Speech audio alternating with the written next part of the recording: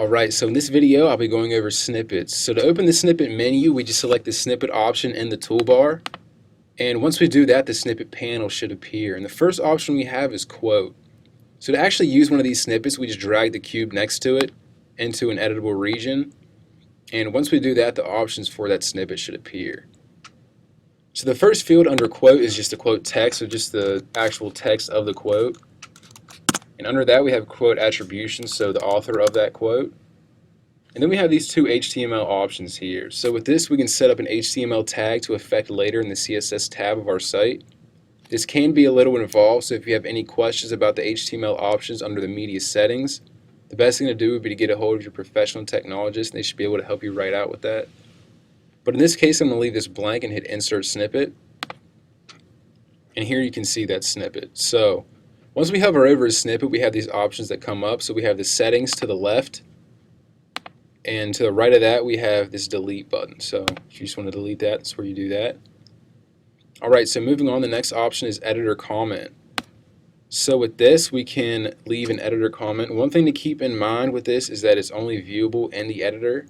So if you want to leave a comment for anybody working on this page in the future, this is where you could do it.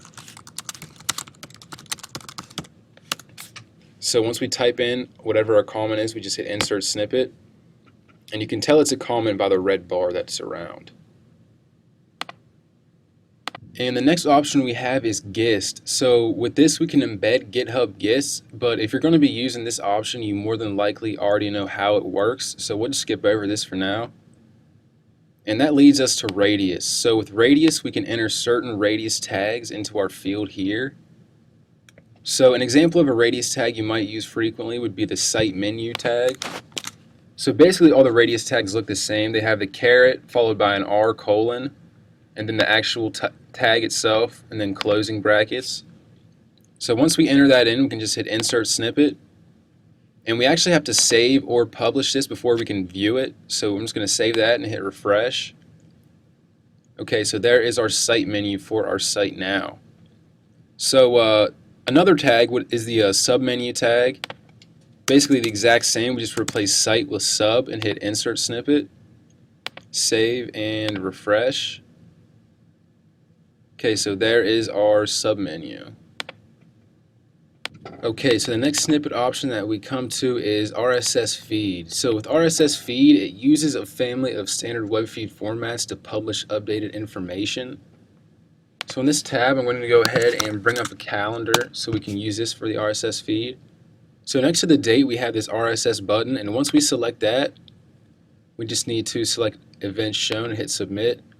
Then it'll take us to a page just full of code, and all we really need is the URL, so I'm just going to go ahead and copy that. And that's actually the first field that we come to, so just paste a field URL into that. And under that we have limits, so this is just the number of items that will be displayed from the feed.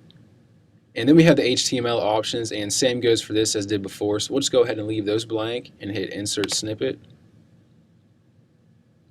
Give it a few seconds. Okay, so there are the 10 events from the calendar. Alright, so the next option we have is FAQ block. So this is pretty self-explanatory. We're just basically setting up a frequently asked questions section. So the first field is just a question.